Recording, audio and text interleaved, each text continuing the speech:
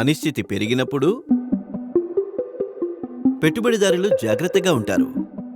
అలాగే అత్యంత పురాతనమైన ఆస్తులు రెండు, బంగారం ఇంకా వెండి, మళ్ళీ మెరుస్తాయి.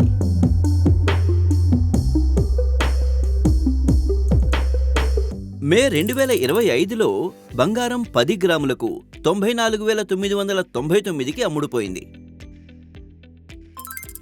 ఆ తరువాత వెండి కిలోకు 1,02,992 రూపాయలకు అమ్ముడుపోయింది. ఎందుకంటే ప్రపంచ అప్పులు పెరుగుతున్నాయి, ద్రవ్యోల్బణం స్థిరంగా ఉంది మరియు భౌగోళిక రాజకీయ నష్టాలు తిరిగి వెలుగులోకి వచ్చాయి. కాబట్టి ఏం జరిగిందో నిజంగా అర్థం చేసుకోవడానికి, ఈ పెరుగుదలను మీరు ఎలా సద్వినియోగం చేసుకోవచ్చో అర్థం చేసుకోవడానికి మొత్తం వీడియోను చూస్తూ ఉండండి. అధ్యాయం 1. బంగారం పెరుగుదల వెనుక కారణం.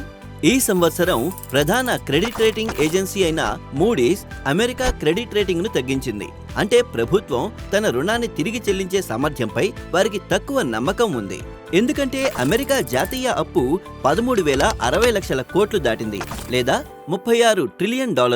ఫలితంగా బాండ్ దిగుబడి పెరిగింది, డాలర్ పడిపోయింది.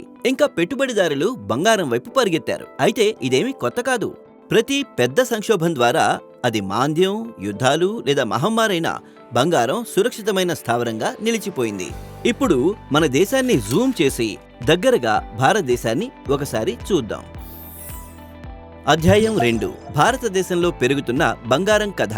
భారతదేశంతో బంగారం అనుబంధం సాంస్కృతికంగా, భావోద్వేగంగా, వ్యూహాత్మకంగా కూడా పెరుగుతోంది. కుటుంబాలు వివాహాలు మరియు పండగల కోసం బంగారం కొనుగోలు చేస్తూనే ఉండగా, మరింత ఆసక్తికరమైన విషయం ఒకటి చోటు చేసుకుంటోంది. ఆర్బీఐ ఒక సంవత్సరంలో దాదాపు 60 టన్నుల బంగారాన్ని జోడించింది. దీనితో ఆర్బీఐ మొత్తం బంగారం నిల్వలు 880 టన్నులకు చేరుకున్నాయి.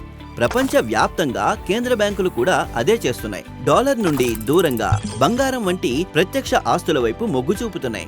అయితే బంగారం మాత్రమే కాదు, వెండి కూడా నూతన శిఖరాలను చేరుకుంటోంది. పదండి దాన్ని కూడా అన్వేషిద్దాం. అధ్యాయం 3. Silver, the industrial underdog. బంగారం, వెండి వాస్తవానికి ఆర్థిక వ్యవస్థలో ద్విపాత్రాభినయం చేస్తాయి. అవి విలువ నిల్వగాను, పారిశ్రామిక లోహాలుగాను పనిచేస్తాయి. అయితే బంగారంతో పోలిస్తే వెండికి పారిశ్రామిక వినియోగ విధానాలు చాలా ఎక్కువగా ఉన్నాయి. ఇది ఎలక్ట్రికల్ వాహనాలు, సౌర ఫలకాలు, సెమీకండక్టర్లు మరియు వైద్య పరికరాల్లో కూడా ఉపయోగించబడుతుంది. ప్రపంచం క్లీనర్ టెక్నాలజీ మరియు విద్యుదీకరణ వైపు అడుగులు వేస్తున్న కొద్దీ వెండి డిమాండ్ పెరుగుతోంది, దాని సరఫరాను అధిగమిస్తోంది. అందుకే వెండి కేవలం పెరగడమే కాదు, విరివిగా పెరుగుతోంది కూడా. కాబట్టి మీరు మీ పోర్ట్ఫోలియోకు బంగారం లేదా వెండిని తెలివిగా ఎలా జోడించవచ్చో ఇక్కడ తెలుసుకోండి. చివరి అధ్యాయం. మీరు ఎలా పెట్టుబడి పెట్టొచ్చు. దాని విలువ నుండి ప్రయోజనం పొందడానికి మీరు ఫిజికల్గా బంగారం కొనక్కర్లేదు. చిన్న పెట్టుబడి విధానాలను ఎంచుకోండి.